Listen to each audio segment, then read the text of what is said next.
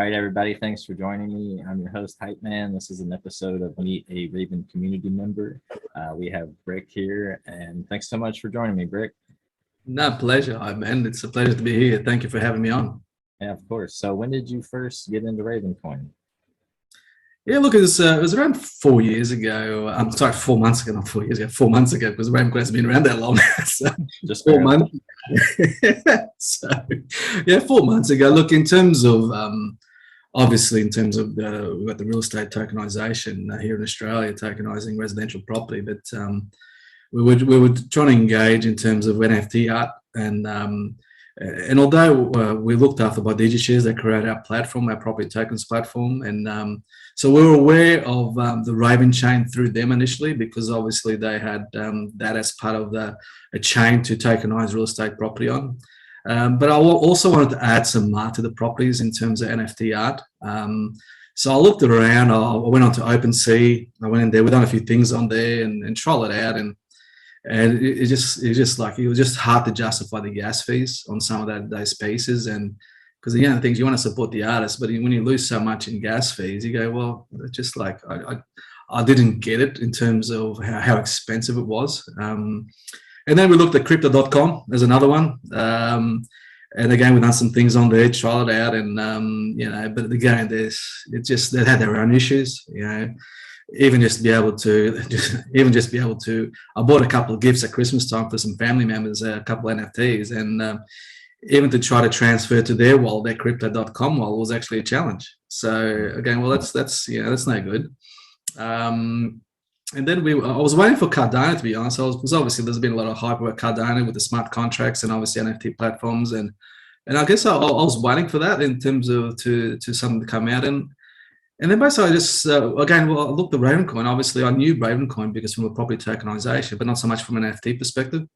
And that's when I started going down a rabbit hole with the NFTs on Ravencoin. I went onto a space. I met Crypto Lisa and Sunny for the first time in their women's in NFTs. And I said, obviously I'm not a woman, but can I still come participate and learn what's going on in Ravenchain? And again, they're all very warm. They welcomed me into the community and told me what it was all about. And I've obviously done a bit of research, went on to Ravenist NFT marketplace, and then obviously with Ricky's RVNFT artist NFT marketplace. So I went on days one just to find out more about it, and again, to cut a long story short, basically we started looking at that as really a way not just to buy art, but also our way to support artists. So anything we make on the Ravenist NFT platform or NFTs in general all goes to the causes that we're passionate about in terms of helping artists that are looking to. They're probably great at what they do as an artist, but they're looking at making that step in terms of NFT art. And I guess for us is to try to help those artists buy their pieces that we see. We were up with 8 pieces so far on NFT for our Brik koala. So again, it's supporting those artists, but also NFTs for our office, our Brik BC office as well. And again, that's how sort of I came across it. And the two causes we're supporting through the NFTs is very much around the NFT artists, but also people at homes, because obviously there's through COVID, there's a lot of people going through some hard times, and there's probably still a bit more to go, because obviously given what the impact that COVID's had around the world. And so again, just trying to engage with the charity, and I'll actually get input from the community, the Raven community, in terms of what charities that there are that we can actually get involved. And making a direct impact, not just because it's because again it's hard with so many charities there that's supporting people at homes, but really sort of see what's out there. And again, obviously someone in Australia, there'll be ones in the US as well, and around the world for that matter. So but I'm actually making a difference in terms of our contribution towards that. I know it might only seem small, but I think every bit counts. It's just about finding the right charities that we can engage with. And again, as we go forward, obviously, I'll put it out there. But yeah, that's basically how we came across the Raven chain. And then basically, we said, okay, well, at the end of the day, we know that DigiShares have got the chain to the Raven chain to tokenize properties on. That's what we're going to do. We're going to basically, in going forward, that's where we're going to be tokenizing our properties. Because they got that ability to do so. So it sort of started there, then NFTs, and then come around the full circle. But yeah, look, it's That's and the thing that I've noticed about the Raven community, just the warmth of it, and people wanting to help each other, and that's what, like, for us as a family, that's what we're about in terms of our values, about always helping each other and helping people that are coming in. And the thing is that we're so early, there's so much to go around for everybody, and so we see our role not just in terms of our vision, what we want to do, but I see our vision to also help others come on to the Raven chain that want to tokenize property around the world, come on, and we can sort of be a sounding board. Just this morning in the previous space that I hosted, there was a guy from New York. So Andy from New York is a real estate agent, is looking at tokenizing. So I put him in contact with Klaus just before. Klaus was the CEO for DigiShares. So again, for me, like, the more people we get involved, it's great for the chain in terms of that diversity. And that's how we're going to build our chain. By having, you think of it, the property can be chunky, right? You think every time a property series goes onto the Raven chain, what the impact it does around the volume that it's running through the chain. So again, some good times ahead for our chain. Yeah, I mean, it's super interesting. You say that we're super early, but here you are so early that DigiShares didn't even have Ravencoin platform, through their platform yet. So you had already, had your property series done, through Ethereum, because you're so ahead of the time, essentially, which is my hat's off to you. So that's awesome. So please, explain to the audience, what the Brik Wallet token, property series is all about. And yeah, go ahead. Yeah, the Brik Wallet. So we're sticking to A-class residential properties, so family homes. So the Brik Wallet token series is a $2.6 million total cost. So obviously the buying the property, all the stamp duty, which we all hate to pay government taxes, but it's one of those things. It is what it is. So it covers all those costs just to buy that property. So basically, it's here in Brisbane. It's in an exclusive area called Hamilton. This is where I'm based. I actually live in Hamilton myself. So I'm only just literally not even a mile up the road, down the road from the property. So the property sits up high on the hill, overlooking the Brisbane River, which is our main river that runs through the city out to sea. So we're only probably around 4 miles from the ocean here. It's a luxury home, and again, it's only a 2-year-old home. And there's a couple of things that obviously, having an eye for property, there's a couple of things that I've spoke to market, just a sort of bit of a finish on the front that just finishes it off from a cosmetic perspective, because everything else is fine. Obviously, it's a new home, so beautiful inside. At the back's fantastic with the pool and so forth, great views. But again, I'm pretty picky when it comes to presenting a property, and just that little cosmetic finish at the front that it needs. But yes, that's all included in the costing. So basically, this property, the Brik Wallet property, it's actually already rented. So it's currently rented at the moment. So basically, once we sell all the tokens, so we've got 33,000 tokens up for sale. I think by last count, we're up to 1,100 thereabouts of tokens. It's actually on the website. We keep it updated in terms of what's happening. Just short of 1,100 Brik Wallet tokens that have been sold. So basically, once we sell on the property, the net rent that gets generated from the property, it actually gets invested into a crypto portfolio. So that the property itself is owned by a special purpose vehicle, a private company, which is like your LLC over there in America in terms of your private companies. So same thing here. It's P2LTD, as we call them. So that company that owns the property will also have a crypto portfolio that's been generated from the rent. So obviously from start, we start zero cryptos, obviously, because all the funds are used to buy the property. And that basically, as we go each month, that net rent gets invested into a crypto portfolio. And how we divide that crypto portfolio, basically 50% your blue chips, you see your top 10, obviously not stable coins, your top 10 cryptos, 25% into Ravencoin, because obviously we know where the price of Ravencoin is going. So it only makes sense. And the other 25% is what I call speckies. So, and this is going to rely on the Brik Wallet token holders to say, okay, well, because you've got different people that are obviously involved with crypto investment. And some are obviously very deep in some of the projects, and they're seeing some of these up and coming projects.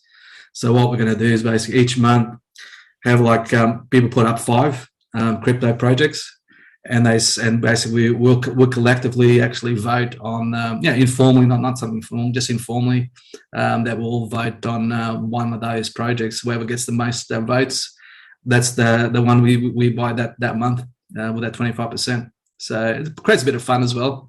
But yeah, basically, and then the third sort of subclass asset in there is the NFTs, because as I said, we're going to be buying a dozen NFTs because we're going to use them in the property, put them up on the property, and again they'll have its own value. The NFTs, obviously, we don't know what that's going to do, but yeah, hopefully some of those will pop up and and be big name artists that are involved in that chain to get the value. So man, you actually own some NFTs as well, man, because you're a token holder. So you also own some NFTs through that series. Yeah, which is cool. It's cool that it gives you kind of a totally different kind of like basket or ETF essentially. It's crazy to think that the token kind of can have so much value like that however the token's really kind of representing that company. So I think a lot of people maybe have a misunderstanding about that, but I think you did a great job explaining, how the company works and how it's set up and how it owns it and what it's going to do and kind of what the token holder, could expect. So, that's super cool. Go ahead. We keep people updated on the website. We've actually, each property token series like the Brik Wallet now, there's a valuation box. And obviously the big asset's obviously the property, that's the core asset in there. But it's also got the crypto portfolio. So we're going to work with DigiShares in terms of trying to get some sort of know that we can actually have a live valuation to the portfolio that basically got there very much live on the crypto line. And then obviously the NFTs that sit in there. So it gives you a total value, what the token series is worth. And then obviously the Brik Wallet, there's 40,000 tokens. So obviously divide by 40,000, there's your value of the actual each token. We're going to have a value because obviously we got to do financial statements for the special purpose vehicle, the company that owns the property. So each year we'll do a valuation. We get an independent value to value the property. So that's going to be in terms of at market value. So there's that once a year because there's no value doing any more than once a year because it doesn't go up that much. Obviously it's going up quite substantially over the next 10 years, but it'd be no value doing it more than once a year. But all to say it is going up every year. So as I said, how was the onboarding process with DigiShares and how did that go with kind of creating that platform for the Brik Wallet property series? Yeah, look, the journey literally started in terms of starting to work on our platform. So obviously once we decided to work with DigiShares, so that process began and they created our platform because DigiShares is they are the global leaders when it comes to a service provider in property tokenization as far as creating the platform, maintaining platforms for real estate property tokenization. So basically, we started the journey. They created our platform, and again, being so new, obviously, there's always some things that pop up that's unexpected, and it did delay a little bit. So, and again, we got there, and we finally, and again, once the platform was established, then the next step was actually minting the token Brik Wallet token series on the chain. So that basically, it was actually, I'll share a funny story where. Again, because obviously the gas fees and so forth that were happening at the time, it was literally the day before Christmas. So the guys basically said, you need to go on there now, the day before Christmas, and actually get on there and mint it. So we did. So it was actually the day before Christmas that the Brik Wallet became live on the chain. So that was quite a special moment because obviously this everything being new. So my co-founder, Melinda, Mrs. Brik, we had a little dance the day before Christmas that we finally had that minted on the chain. But look, in terms of going forward, the process was easy. And again, like the things that they've introduced, and they always keep improving. So we're going to have some changes. Actually, we're going to see some improvements from an investor perspective in terms of token holders. There's going to be some improvements that are about to launch soon. So again, they're always trying to improve the look of the platform. So we're very grateful in terms of what they do. But yeah, we would never be doing this without DigiShares, because obviously I'm not an IT person, and that was a critical piece of the puzzle in terms of where we are and what we're doing. But yeah, so basically, yeah, it's now that having gone through the first one, the second one, once we launch the second one and minting that second one on the chain, on the Raven chain, be very easy. Yeah. Yeah, I mean, I think it's cool because I'm looking forward to, you know, people that are going to start paving the way, you know, for the other people doing it, so that we have some example projects on Ravencoin, so you can say, you know, this is exactly what I did, and I continuously just send people to DigiShares, or go message, you know, Boss, or go message these people, and I'm probably going to start sending more people to you, since it's right up your alley too. So, I mean, that is what it comes down to, is you know, people taking their company, or a company that they're passionate about, or someone they know that has a company, and tokenizing. And if that's something that can be done, because that's all it takes, is, you know, going through that process, and it's going to be able to create, you know, investment vehicles for so many different opportunities, for so many different businesses. And like you said, we're so early to it. So what do you think inspires you to use Ravencoin on the next property, instead of, you know, using Ethereum again? The thing is, like, because we started so early, obviously that was the only option at the time, but it was just so far deep into it that it was gonna, had we changed, obviously when Ravencoin became available as a chain for DigiShares to tokenize our series on, we wouldn't have been launched yet right now, because they're still getting things like Dan and Sarah from HydroChain, they're in Michigan, they're doing their first property on the Raven chain. They are going to be the first ones on the Raven chain. But obviously, again, so early, there's a couple of issues that they've encountered from a coding perspective. And I think they're going to be launching next month. Again, there's some announcements coming up, and I'll sort of share this at the end with you, in terms of what's happening from a space perspective, as far as real estate tokenization. But yeah, so Dan and Sarah are going to be the first ones on the Raven chain. So again, had we waited, we still wouldn't be able to launch. So we would, yeah. And again, it's given that we were supposed to launch in August, so you know, once you set at your time frames, your timeline, and your vision for the next 12 months, there's certain tasks you got to keep ticking through those tasks, and I like things done like yesterday. Once the journey starts, you know, with all things I do, I like to sort of power through and stick to the timeline. And I become very impatient and sometimes a bit grumpy if things aren't sticking to that plan. And real estate and construction, I think that's probably the hardest one to actually, you know, accurately ever gauge, especially when you're maybe sometimes you're jumping through legal hurdles, you're jumping through like coding hurdles, you're implementing these different platforms. And like you said, you know, I'm no IT expert either. And I was talking with Tron earlier, and he was, you know, talks about how he has this idea and how he can just make it happen. And I'm like, well, normal people don't know how to do it like that. In my head, you know, I'm like, I have no idea how to make that come into fruition, but I think DigiShares has the team to do it, which is incredible. That it might take them a little bit of time, but through troubleshooting and figuring it out, they're gonna create an onboarding process that I think maybe makes it very easy for someone that can whip out your phone and be able to buy property tokens and sell property tokens at any point in time, you know, which is incredible. So let's talk about that. Let's talk about how, you know, it's like basically going to be a global market for you to get, you know, investors at a fraction of the cost of owning real estate. Yeah.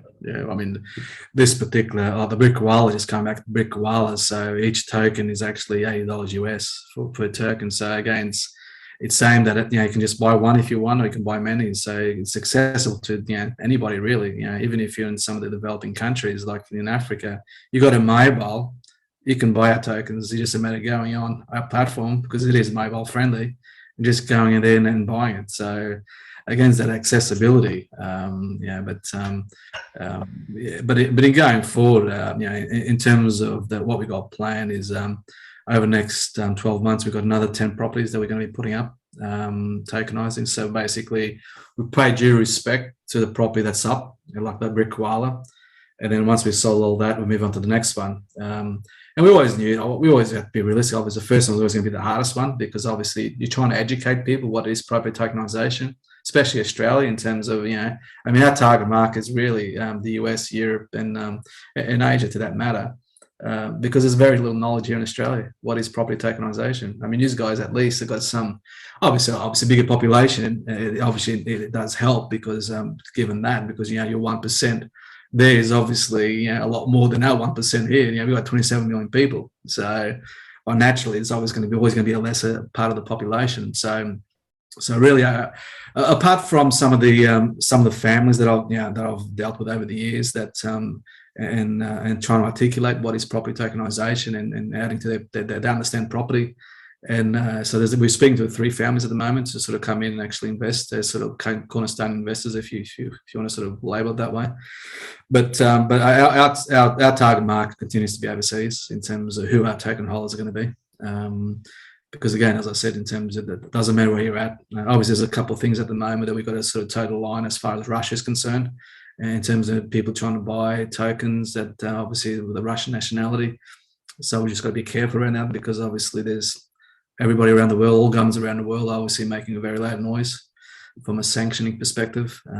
So we just got to be careful from that perspective.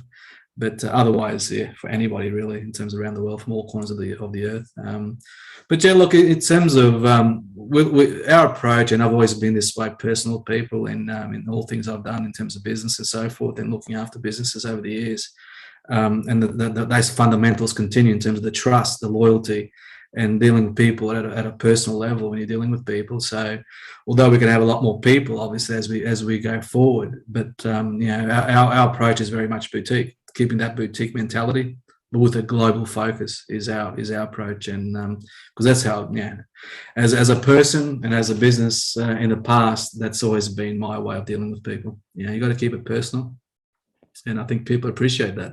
The respect you pay them in terms of, because I was talking to the other day to Matt, the Raven accumulator, our local auctioneer at the Boveland, and he was very sort of thankful. So mate, it's okay. This is like, I love a chat. I love a chat. So but he felt that I was sort of wasting my time. No, so at the end of the day, I'll make myself available, because this is all very early, and the more time I spend with people like yourself, like we're doing here, the more then you understand, you can tell more people about in terms of what we're doing. So again, it's about spreading the word, and then it's not just about us as well. It's obviously other real estate tokenization projects on the Raven chain that are coming up, like them, Sarah's and Jake. So again, it's and again, our confidence in DigiShares continues, because how you gauge someone's how good they are is by recommendations. And just this week, there's been 3 recommendations that shot across the clouds from people that are looking to tokenize property. So again, for us as a Raven chain, the more the merrier, because it's gives us more flexibility and access to different types of properties across the world. Yeah, somebody that's really kind of doing it and has an idea of how to go through it. I think you recommending people to the same platform that you used and be able to almost hold their hand, like you kind of say, it helps a lot. As a token holder myself, I think it's really interesting to hear you say, like, how you could try to get somebody to invest, and like maybe that person invests and they buy 5,000 tokens, right? Because that's they really want to invest in this property. I don't know how much you want to share and how much you can share, but I'm interested in the perspective of like maybe a token holder and you as like a business person, with like the property value increasing. How does the token holder go about like maybe redeeming the value increasing in the future and stuff like that? Yeah, so because as I said, there's actually there's no rent that gets paid out. Obviously, that rent gets invested into a crypto portfolio. So how people can actually access is obviously on the secondary market. So once they buy say 100 tokens, for example, they might have only 10 tokens. But sometimes in life, sometimes you might need to access funds, and basically you can then put up, say you got 10, you put up 5 for sale, And those 5, obviously, we know what the value is because the core value of the token lies in the property, right? So that's black and white. And even the crypto portfolio, it's also black and white because it's the market. That's what the market says. So just a matter they put up the 5 and then they basically cash out of those 5 tokens. So there'll be somebody wanting to buy. So the journey that we're setting in terms of the secondary market is basically having the ability to move from our internal platform where people can buy and sell between each other to then take the next step over the next couple of months to go to a secondary market that DigiShares are actually setting up. So real estate exchange is a secondary market that's setting up for their clients. So again, they'll provide liquidity because you can have then buyers from other projects that are there that are basically registered and so forth. But ultimately, where we like to see the long-term vision is actually T0. Because as you know, T0, there's been a lot of noise over the last 2 weeks with T0, with the new CEO having come from traditional markets. And obviously, New York, the owners of the New York Stock Exchange have taken up a position on T0 from an equity perspective. So and obviously they're approved by the SEC. So that gives us a lot of confidence in terms of the future around secondary market. Because again, that's because obviously T0 is a tokenization platform where people list their tokens on, and us obviously real estate. That's our long-term journey, And again, we've been guided by DigiShares in that journey because 5 months ago, 6 months ago, I was having this conversation with Klaus, the CEO of DigiShares, and he was having conversations with T0 in terms of that pathway.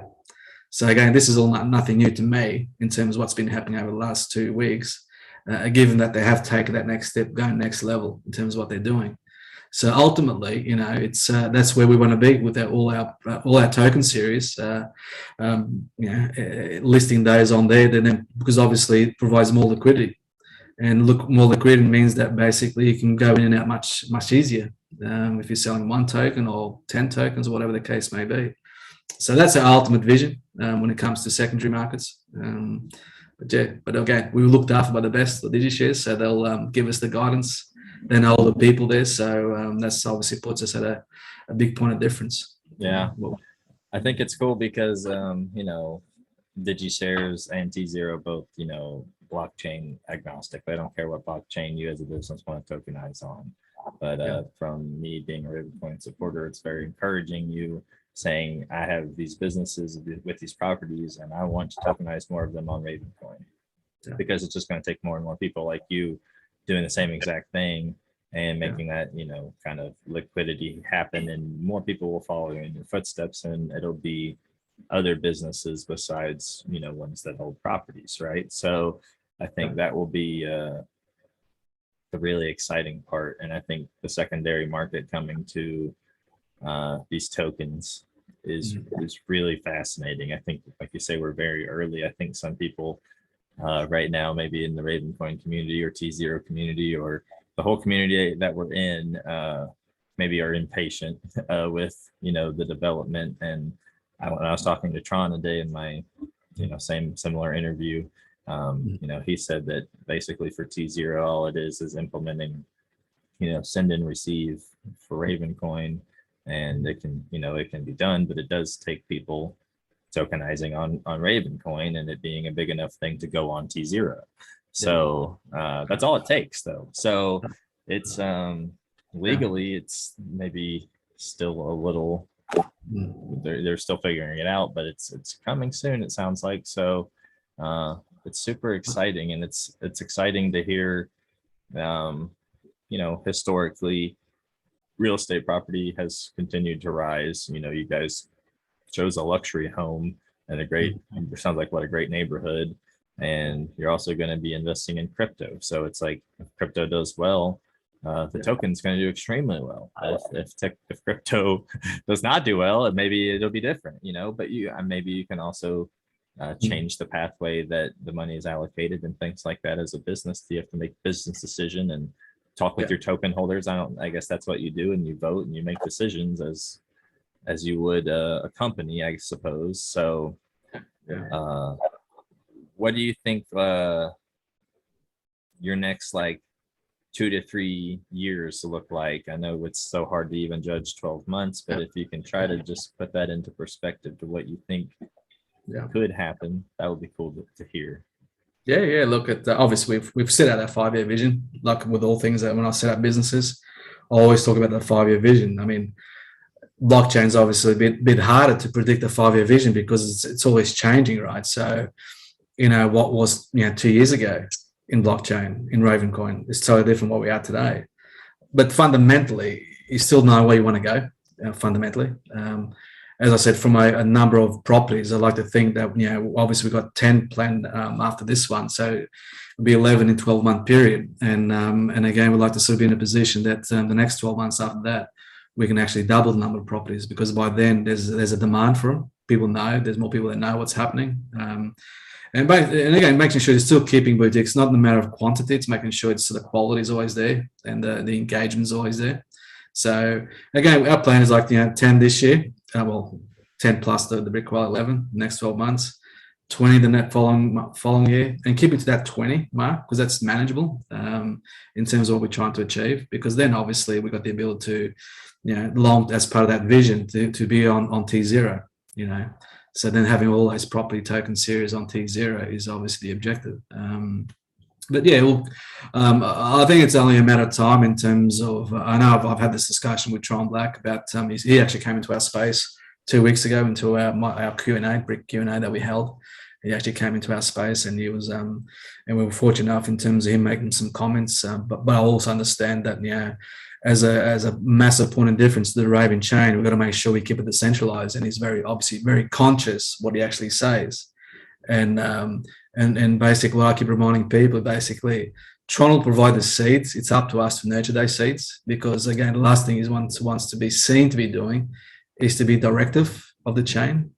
He's there to support the chain, but not to direct the chain. And again, that's our massive point of difference with us as a decentralized chain, right? So, and again, I think he's made a few obviously tweets in terms of T0, and obviously, it's that he didn't mention. I actually agree with him, and I actually made a tweet that I think the natural progression is actually start adding the Raven assets to the T0. Because if you have a look at the history where it all came out with Patrick Burns and Tron Black was there as well from the beginnings, it came out of the same stable. So Ravencoin and T0 came out of the same stable of Patrick Burns and Tron Black and the guys that were in the beginnings, and Bruce Fenton. So those guys started this journey. T0 went in a bit of a different direction, and actually Tron Black shared the story. And obviously T0, the few other people that came on, they decided to go in a bit different direction. But it's funny how it's sort of come now all back to where it is now, and it's only a matter of time.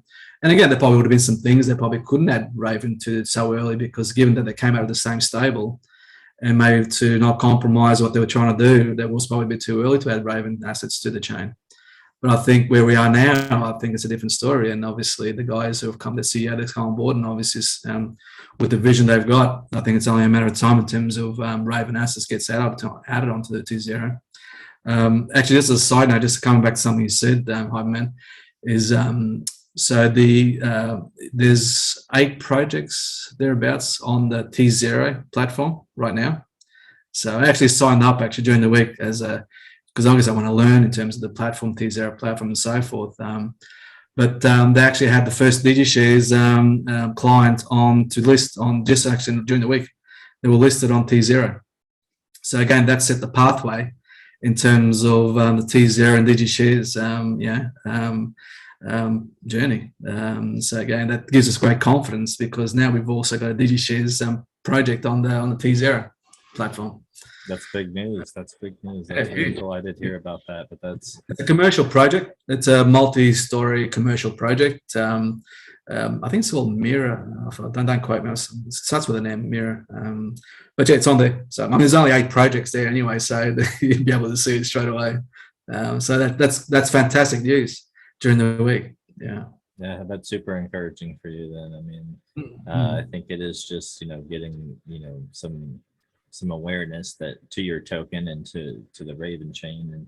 And it's funny what you mentioned because I had my interview with Tron, and we kind of go through his whole journey of starting with Overstock and how he got into meeting Patrick Byrne and all of that, and super interesting. And it basically says that like I said, T0 can do it. It just takes people to do it, so it's not, I don't think it's much lack of doing it. It is just having somebody that's going to tokenize a big enough business that can be, traded in that secondary market, and getting enough awareness that there is that secondary market out there too. I think that's the crazy thing, is that we're still so new. But yeah, the new CEO for T0 is huge news, I think, with Mark coming into the scene on Twitter, and maybe making that happen. Super interesting. I've been a T0 holder since last year, and I honestly first bought it when it was at like $6.50, and I've watched it go down to $2 and some. So I was just buying some here or there, and nothing crazy, but it was cool to watch everybody get really hype about it recently, and the price kind of go back up, and we even went back over where I initially bought it. So that's cool too. So I'm looking forward to see where that's going to go, and how the whole overstock thing will go. And there's just so many different, legs to the whole Ravencoin community, really, like you say. So it's kind of extensive, but it's like, how long is it going to take, and what exactly is going to happen when it happens, and like I said, I think some people are impatient, but it takes time, because there's a lot of regulation. And Tron says you can do some things right now. It's just, or you could do some things. It's just the regulation that's maybe stopping it. So, property tokenization to me is super, super interesting. I think right now there's maybe, I was telling Tron, I think there's some sort of business for getting people the awareness, or introducing them the idea that they can tokenize businesses, or they can tokenize real estate just like that. I'm sure real estate here in my city or in the surrounding cities is crazy. And I know a lot of realtors, and so like, I feel like if there's some sort of onboarding process to give more education to these people, it could be massive, right? And do you find some sort of struggles with marketing, getting these tokens sold, or does it kind of naturally intrigue people and make them want to buy them? I think the key is awareness. Like as I said, that's why I'm obviously doing all these spaces and doing various interviews and so forth, because it's about education. Because even like I've been to some spaces, like there was one in Florida the other day that I hopped in, just traditional real estate. There was probably around 280 people in the space. And again, I put my hand up in the hope that I might have got a gig to speak. And again, and I did basically. They basically allowed them to speak, because they saw Brik, and they were intrigued in terms of property tokenization, because everybody else in the room in that space was traditional real estate properties, without real estate agents and so forth, investors and whatever. So again, just the feedback in terms of what you can actually buy into Australian property. You can tokenize Australian property. And said, this is where we are. This is what we're doing. And again, these are people that are obviously deep into property, but they had no idea that you can actually buy into a tokenized property. So again, that awareness continues to be, and as I said, I can be sometimes a bit impatient because we know where things are going, but I've also got to be patient as well. And as my co-founder, Mrs. Brik, keeps telling me, it's you just got to be patient, because it's a matter of keeping educating and in terms of where we're going. And but yeah, look, the education is critical, and doing things like I'm doing with you here gets the word out there. What is real estate tokenization? So again, the feedbacks I'm getting from traditional real estate agents and people who are investing in traditional real estate, they're amazed in terms of you can do it. And some people are actually heavily into crypto, right? They're actually crypto traders, and they themselves don't even know about in terms of property tokenization to be able to buy into property. And the way I try to explain is actually always try to explain what type of token it is. And I actually call it a hybrid token, because you think of a stable coin. It's got the elements of a stable coin, but the exposure to the crypto upside. And when I say stablecoin obviously, say USDC, it's $1 today, it's $1 tomorrow, it'll be $1 in 10 years' time, right? So again, the property token never goes down in value. Well, not our property anyway here, because obviously I'm talking from our perspective here in Brisbane, Gold Coast, and Sunshine Coast, the 200-kilometre radius that we're focusing on. And it's got the elements of crypto, because and obviously the property's going up in value, so the token will go up in value. But then you've also got the element of the crypto portfolio that's ever increasing. And in the forecasting that I've done, I've basically been trying to be very conservative. Basically, I said, look, we're here now 2.6 in total cost. We see this property to be valued around $9.3 million in 10 years' time. So that's 3.5 times its cost. But also you can have a crypto portfolio. And again, I've tried to be very conservative as to what the crypto portfolio is going to be, because obviously we know it's going to be running over the next couple of years. But I've tried to be conservative beyond that, because we don't know if it's going to be the same sort of hype that it's had over the last 3 years. So again, I've tried to be very conservative. And just to give you, this is all on our website, just to give you sort of a quick overview in terms of the path of around the value, is basically, we've said, okay, it's 2.6 now. And our forecasting around it, basically, this token season 10 years time, it should be around the $13.3 million as a total value. So that's made up of 9.1 mil as the actual property value, plus the token, the crypto portfolio in there, which should be around 4.2 mil. And again, very conservative, because as I said, the net rent gets invested each month. So you're talking about 10 years worth of net rent getting invested. And obviously the crypto portfolio, the crypto market will go up and down as we know it. Obviously the property will be a constant thing in terms of increasing, but we know the crypto portfolio is be up and down, right? So we see this property to, so 13.3 mil in terms of value in 10 years time, because we've got the Olympics, we've got the 2032 Olympics as well coming up in Brisbane. Hence, obviously, why I've got in my background, the Olympic City. And again, that's just what I call the cherry on top, because everything was always going to keep going in terms of what we're forecasting. And that's basically looking at the history. You always look at history, and history tells you a lot in terms of the future when it comes to property. And historically here in Brisbane, property doubles every 10 years, property doubles. So it's always constant, right? But we've got a few more extra variables in place here in Brisbane and Gold Coast and Sunshine Coast. We've got a lot of people coming from down south, from Melbourne and Sydney, because our market's always been cheaper here in Brisbane as opposed to the southern states. So we've got a lot of people coming up here after COVID. They saw there was some challenges during COVID down south. So they saw actually their lifestyle as where they want to raise their families. So we've got a lot of people coming back or coming here. We've got a lot of expats living in London, US, also coming back, because after COVID, they want to be close to their roots in raising their family. So we had all these things in play happening here in Southeast Queensland, in Brisbane in particular. So basically, and then basically October, this is without even like nothing of this was factored in terms of us hosting the Olympics, because I didn't think we were going to get the Olympics. Okay, small city, who's going to give the Olympics to little Brisbane? Our population is around 5 mil, so we haven't got a huge population. But obviously we've got an increasing population, but yeah. So I wasn't actually confident that we'd get the Olympics, but I think in the end it ended up being that I think nobody else wanted it, so we ended up getting it. So then October that got announced, and again, nothing to forecast. I've actually factored in the forecasting. It's just basically what I call a cherry on top, a big cherry on top, and so it could go beyond these forecastings that I've got there.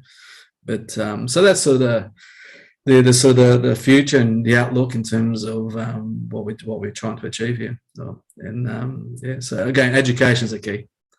Huge makes a huge part, obviously, and through the education, hopefully we can also help the chain in terms of the awareness of what we're doing as a chain, diversity of the chain. Yeah, that's cool. It's cool for me to, after today, talking to Tron and talking to you and understanding more about DigiShares.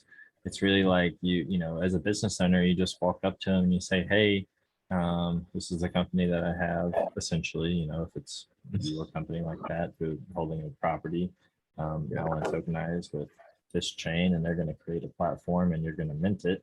You know, obviously it's going to be minted on the Raven chain, and things will be, you know, controlled that way through DigiShares and through the, you know, secondary markets and the platforms that they do. So it really sounds to me like, you know, the blockchain through DigiShares is kind of working in the background, doing the hard work and distributing the tokens and doing what we need it to do, which is crazy. And like you said, I think it takes time. So like I mine Ravencoin, and there's times where, you know, it's not the most profitable coin to mine. It costs a lot of power to mine it.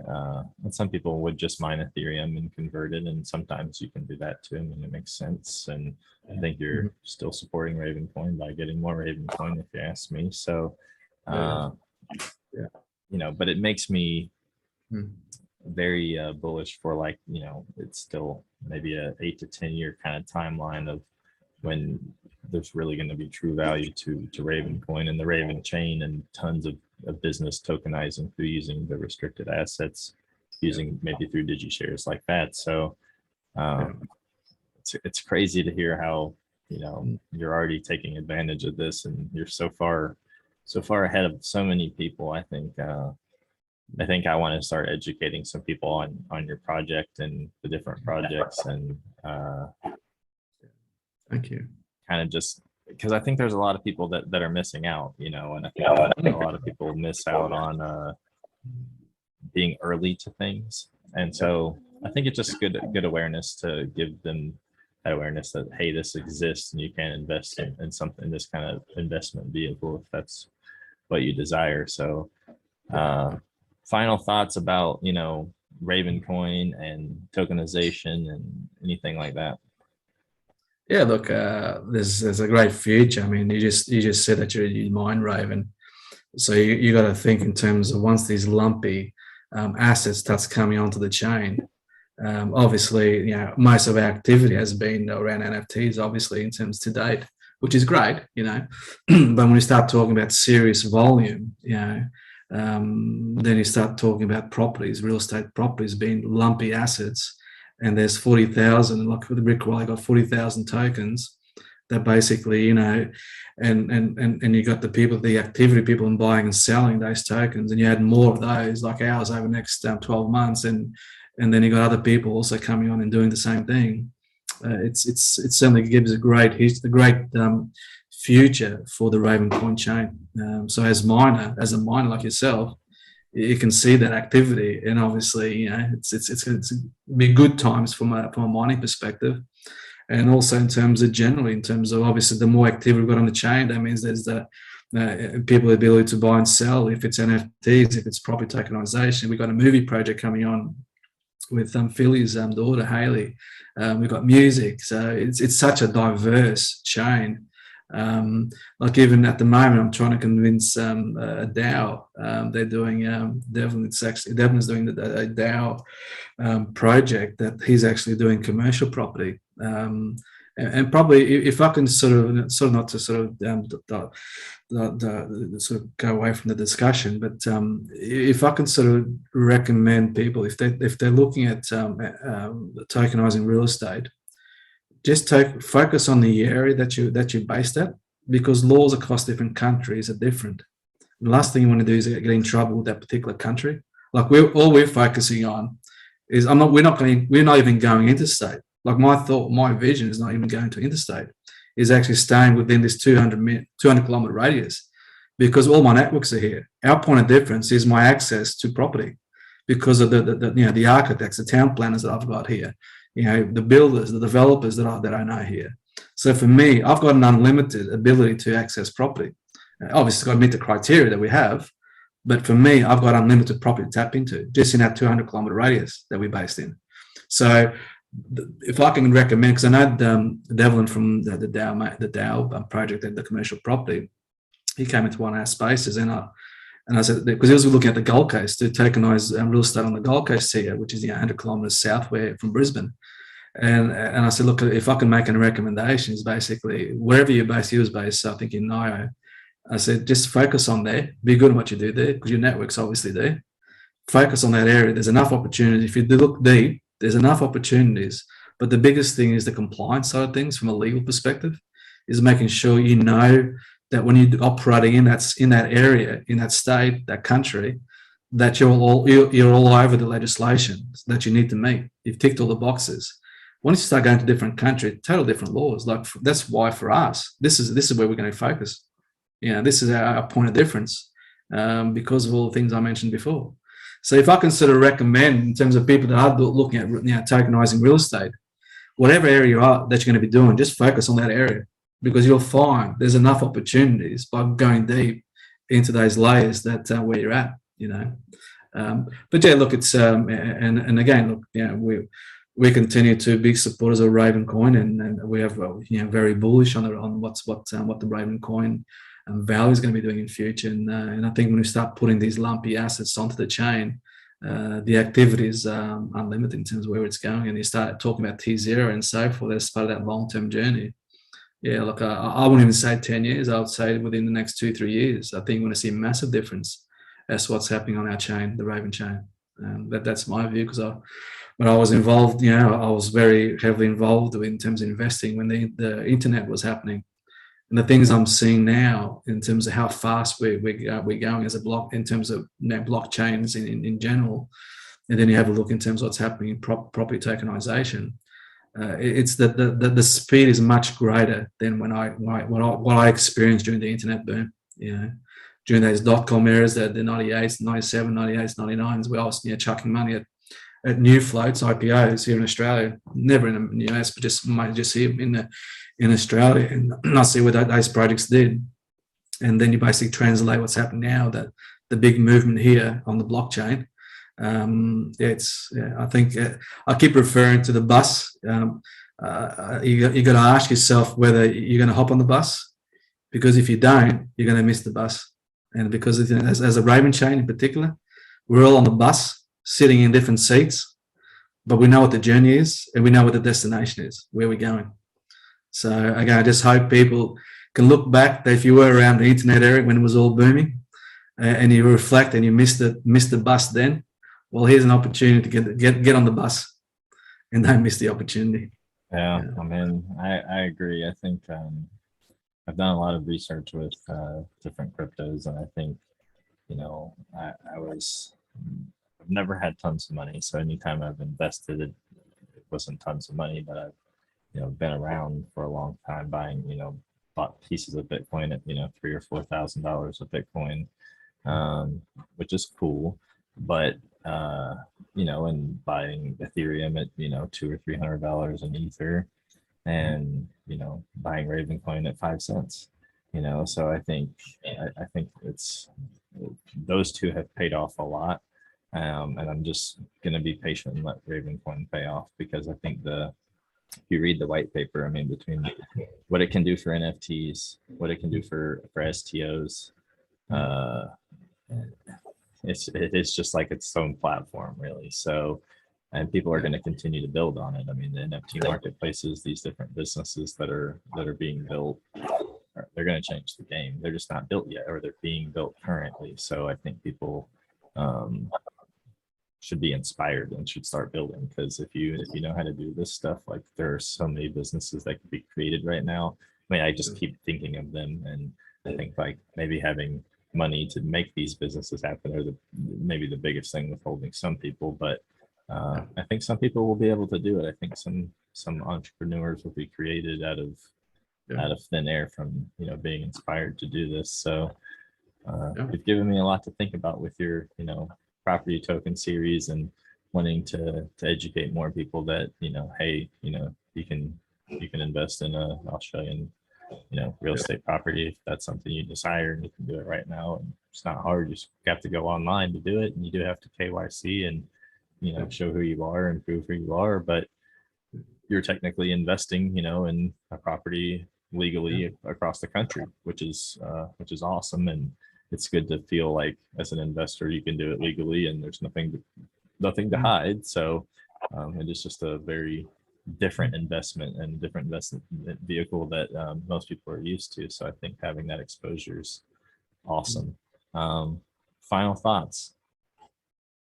Yeah, I think although obviously, as I said, educating in terms of what is proper property tokenization, but I think coming on the journey with us in terms of the Brik family side of things, and being on a journey, because obviously there's going to be more property token series, and our objective is also to educate people around property, in terms of what is a good property. Because again, we see this as complementing. Like, we're not saying stop doing traditional real estate. Some people got the means to do it, all we're saying is that add this to your portfolio in addition to your traditional real estate, because I think, again, you get that diversity. Start buying across different states, different countries. It gives you that diversity, So for us, it's just providing also the education side of things in terms of just the fundamentals of property, and again, that can be different across different countries, because some parts of in US there, people look for cash flow rather than capital growth, because just the circumstances of those properties, they'll never go up in capital growth, so they focus on the cash flow side of things. Whereas here we focus more on the cash flow side, or we can focus more on the capital growth side of things, as opposed to the cash flow. I mean, obviously cash flow is important to meet all the expenses and so forth, and obviously get the investor net into the crypto. But here it's more about the capital growth in terms of traditionally here in Australia, and continues to be. Again, as I said, you use history to tell you what the future is going to be, and the future is going to be the same here in Australia when it comes to property. But yeah, look, and again, being on the journey, it's more than just the tokenization of property. It's also part of a journey that you're also learning along the way, because obviously, given my background as a CPA accountant, you get into that angle of things. You're getting also the angle of property, because I've been around the property for a long time. And again, you get to experience, the new builds that we'll eventually start doing new builds. At the moment, it's too hard to do new builds. At the moment, it'll be like someone has built the properties for us, and we buy it off them. So build the developers, that my contacts that I got here, because again, it's taking too long. I mean, you're experiencing the same thing over there in US, and I've spoken to Dan and Sarah and Jake. If you're building a property, the logistics around materials, getting materials, it's so much delays going on. So again, I know Sarah and Dan with their property that they're doing, the hydro chain property. I know he's been frustrated with materials, access to materials, and the whole sort of slowed of the process of building that property. So again, it's for us, it's keep things simple and know what's happening in the marketplace. And at the moment, do new builds just too challenging. You'll get somebody else to do it, But when we do new builds, like we're planning to say 2 years time, once everything sort of settles down, to then actually get the land and actually obviously engage a builder to build that property and watch it go on the journey as a timeline on the journey. As obviously it's being built, people obviously bought into that token series, and be able to see the journey of that property getting built. Because I think it's going to be pretty cool to get that experience as well. Because as you know, I love doing my Brik walks, where I show people around what's happening around the Brik Koala property, and I try to do those quite 3 or 4 each week, because people get to feel what's happening around the property, what's happening around the community, so that they're not here, but it's like they're here by experiencing the things around it. And again, it'll be the same thing when we do build a new one. It'll be give people that experience of what's happening in the different stages of the build. But at the moment, the next like this year, next year, it's all about just acquire properties that have just been built, and basically buying those properties to keep things simple at this stage. Well, that's cool. Talking with Sarah and Dan, they said, they were very interested in your model of capital gain versus, I think their model is going to be cash flow. And so it's super interesting that, as a business, you get to kind of choose what you're going to do with the rent and what the token holder will get based on that. They could be getting a dividend or not, and be going for capital growth or not, right? So there's two sides to it. And Dan seemed like, oh man, that's a good idea. I want to do another one and do it like that, and so it's just like it got his mind going, and people are going to keep innovating the property token space, I think, which is going to make it insane. I mean, we're just getting started. So I mean, I'm super excited for you. I'm super excited to get more education on your property token series, and to watch it grow through Ravencoin. That's super exciting. So thank you so much for your time and talking to me about this. If you guys have any interest, find Brik on Twitter. He's at Brik, BRIKBC. He's at BrikBC on Twitter, and you can contact him that way. I'll put everything in the description below. But if you want to talk to either one of us about property tokenization or Ravencoin NFTs, Ravencoin in general, the Ravencoin community is very welcoming, and we want to educate more and more people and give more exposure and awareness to property tokens, security tokens, NFTs, anything Ravencoin related. So it's really cool to hear. two things, I remember, before we do wrap up. Two things. So we keeping it a secret only for the Ravencoin community. We've got the Brik Coin K, which is on the Ravenist platform, NFT platform. So we got those there heavily discounted at the moment. So we got 1,000, but we've released 200 at 400 Raven each, which is around 75%, depending on what Ravencoin's doing any day. So it's roughly around 75% discounted. And again, that's our way to say thank you to the Raven community and provide us sort of an easy access to come on board in terms of Brik Koala series. So that's on there. And then secondly, we've got every week, actually this day, so at 3 o'clock every Wednesday, we've got, starting next week, we've got a total real estate tokenization focus, and we talk about education. That's what that's going to be about. It's about educating people what is real estate tokenization. And I've been very fortunate that I've got Jake joining me, who's doing his own property tokenization in Chicago. And we've also got Dan and Sarah. So Sarah's going to be my second co-host. So they're coming on board as co-hosts to, again, the objective of educating in terms of what is real estate tokenization. So anybody that sort of wants to find out more and continue the education, join us on that space on Wednesday, 3 p.m. US Eastern Standard Time. That's awesome. Yeah, that's how I got my Brik Koala token. So definitely, go on Ravenous and get your token that way. You will have to go through the website and, KYC and get your token. I'm still in the process of doing it. I'm going to do it probably today. But, we've got yours locked in next to your name. It's all good. So just when you get a chance, go on there for the formality side of things. Yeah, for sure. I'll finish doing everything. But, it's super cool to hear that you are coordinating with the different people from the Ravencoin community to, give more exposure to, the property token side of it. And I'm looking forward to coming to that and continuing to be a part of it. Thanks, Simon. Really appreciate your time here, mate, and letting us share what we're doing. And hopefully people see that it's still very early, but so they can get on the bus early and get on the journey in terms of what we're doing and be involved with the Raven community at the same time. Yeah. Well, I guess you're the bus driver, huh? Yeah. Yes. I'm driving the Brik bus. Yes. Sounds good, man. I'm glad to be aboard. Thanks for your time, and I'll catch you soon. Fantastic. Take care, mate. Bye-bye. All right. Bye-bye.